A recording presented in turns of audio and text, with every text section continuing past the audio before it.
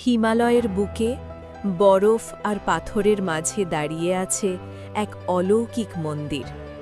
এই মন্দির শুধু তীর্থস্থান নয়, হাজার বছরের বিশ্বাসের প্রতীক। এই মন্দিরের নাম কেদারনাথ মন্দির।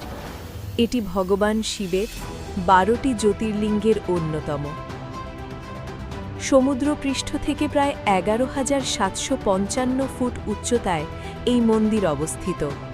চারপাশে শুধু পাহাড়, বরফ আর নিঃশব্দতা। বিশ্বাস করা হয়, মহাভারতের যুদ্ধের পর পাণ্ডবরা পাপ মুক্তির পথ খুঁজছিলেন।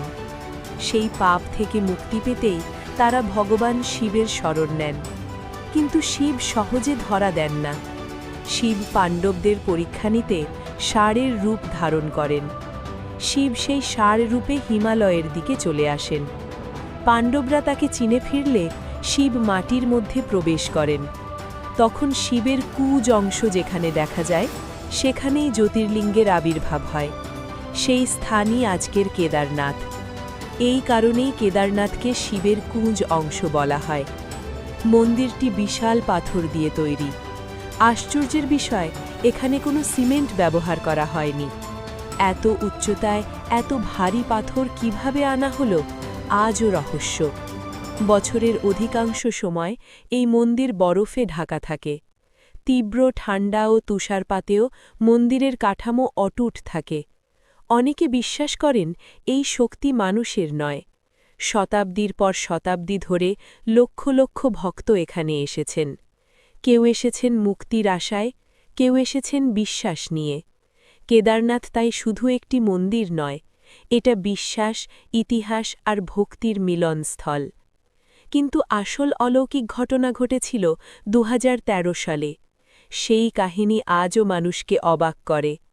পরের অংশে জানব কিভাবে প্রকৃতির রোষ থেকেও রক্ষা পেয়েছিল কেদারনাথ।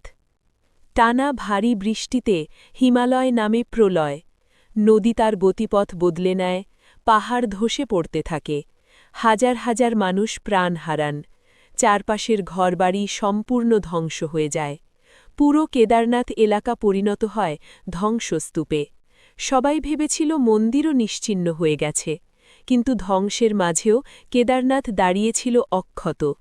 মন্দিরের সামনে এসে দাঁড়ায় এক বিশাল পাথর। সেই পাথরই বন্যার স্রোতকে ঘুরিয়ে দেয়।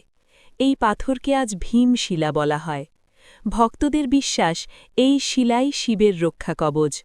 বিজ্ঞান বলে এটি ছিল প্রাকৃতিক বাধা, আর বিশ্বাস বলে এটি ছিল মহাদেবের লীলা। বন্যার পর